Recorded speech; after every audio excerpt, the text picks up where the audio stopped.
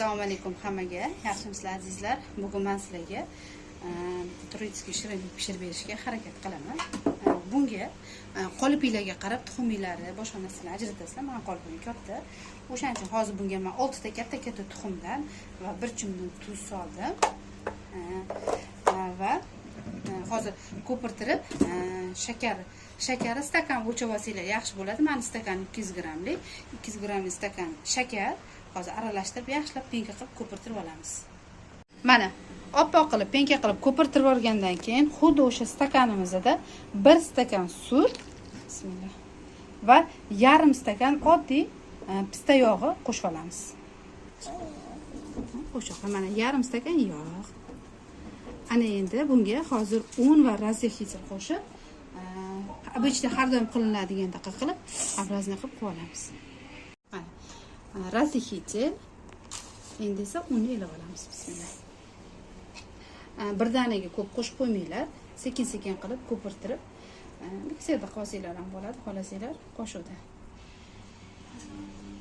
Mana ko'rganingizda shunaqa quyuq bo'ladi. Quyuq bo'lgandan keyin bunga men mana to'ldirmayman, 1 stakanni yarimdan sal ko'proq qaynagan suv, bismillah, qo'shib yorib va buni mikserlab olamiz.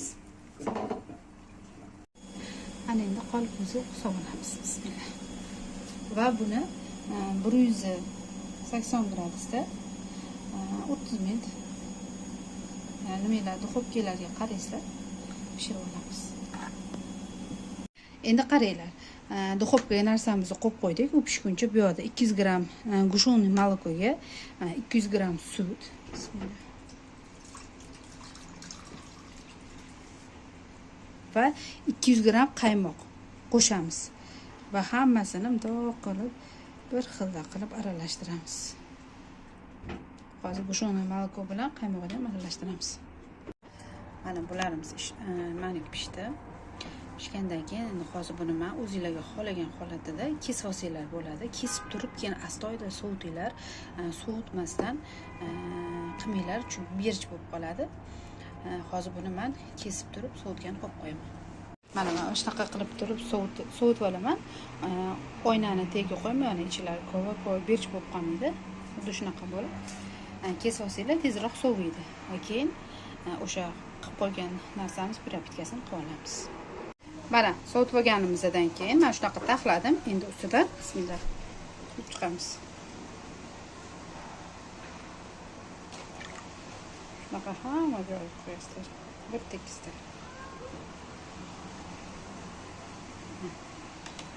Bu shu holatda shimib oladi. Shimib olgandan keyin ustiga kokosniy strujka sepib olamiz. Mana azizlarim, men ustiga kokosniy strujka qildim. Bunga xohlasanglar jim qilsanglar ham bo'ladi, lekin men hozir shoshilib turgan paytim kokosniy strujka qilishga qaror qildim. Bu videolar men sizlarga manzur bo'ldi degan umiddaman. Yangi videolarimda ko'rishguncha omon bo'linglar. Menga like bosishni va obuna bo'lishni unutmanglar.